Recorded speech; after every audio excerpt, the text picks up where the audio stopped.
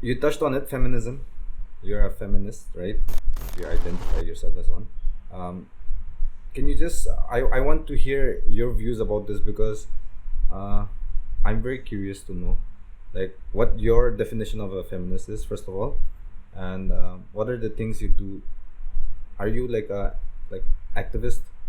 Would you call yourself? No. Okay, but anyway, you believe yourself to be a feminist, right? So what is your definition of a feminist, first of all? Oh gosh. So I came for a very casual, wonderful conversation with you, and suddenly we're hopping let's go everywhere. one landmine to another. But yes, I am a very proud feminist, and in a way, I won't go to the extent of accepting the label activist. But the thing is, when you're a feminist, feminism is based on action. So it's not just something you believe. It's like I tell my students, it's a lot like Christianity. You can't just say I'm a Christian. You have to act like a Christian. So I think that way, feminism and Christianity, I find so many similarities. Very simply put, feminism believes in equal opportunity and equal access. And this is not just for women, this is for everyone, you know. And when you think about patriarchy is premised upon the inequality of sexes. Because patriarchy says men have the power, women don't have the power. And so, in a way, it's not exactly we think that feminism and patriarchy are, at odds. That feminism is the opposite of patriarchy, which means women are having power and men are not having power. And patriarchy is men having power, women not having power. It's not that. It is an opposite, but a different kind of opposite, where feminism believes in, equal access and opportunity for everybody. And around the world, feminism has been at the forefront for fighting for the rights of the marginalized, the minorities, has been at the forefront of fighting racism. Okay, many of the things that we take for granted, most of the ideals that contemporary young people take for granted has come because of the work of feminism. That's the first thing. But the second thing is that I also identify as an indigenous feminist. Because even if feminism does all this work, it's also subject to many hierarchies, So then feminism as a concept and ideology began in the West. And so you have white women who were feminists, and then it was contested, and black women said, no, but what about our voices, colored women?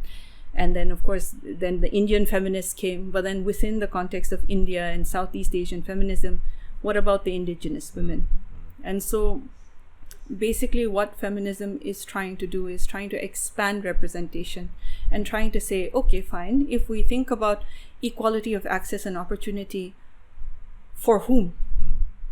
Can we expand that definition of whom? Can we include all different kinds of, not just women, but men? But minorities. Exactly. Yeah. So then I identify as an indigenous feminist.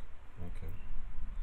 I mean, I'm not too well versed on this, but for me, I believe in equality. So like you said, whether it's not just about the sex, but whatever minorities, equality is definitely an important factor. I have this, it might sound petty, but I have this problem with like people who extremists, whether it's feminists, activists from who are feminists, or with the Black Lives Matter, or whatever it may be, or even with religion. I have this problem with the people who are like very extreme in their beliefs, because I feel that's my personal thought is that it's dangerous when you go too far left or right or wherever it may be with your beliefs, that you become toxic, and it's not really helping the cause.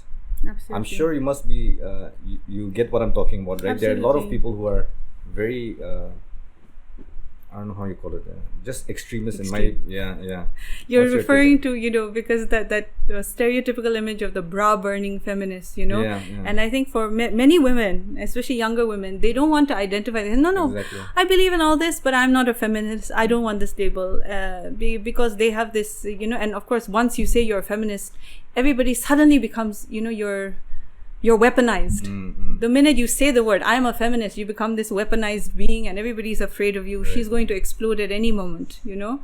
And I think that's something I really want to try and change from my personal life. Right. And like I said, feminism is something that is based on action. So just as, you know, if you say you're a Christian, but you're an absolute fanatic, you know, it actually works against your cause. Exactly. So I think with feminism also, this is a burden that I have. That, okay, I say I am a feminist, but how can I try and, you know, put across my beliefs that I feel are life-changing and actually in the interest of humanity as a whole. How can I put that across in a non-violent, empathetic, peaceful way? And on that note, I just want to say that, you know, feminism is not against, it's not a man versus woman. Definitely. This is something I, you know, really want to go on record, especially for us Nagas. We're in a small corner of the world. We're such a small people. We're so small in number, and we really need to understand that we are not going to achieve anything, you know, if we keep making everything about this versus this. Right. And so even with feminism, it's not men versus women. There are men who are feminists and there are women who are patriarchal. And so this is something that transcends gender.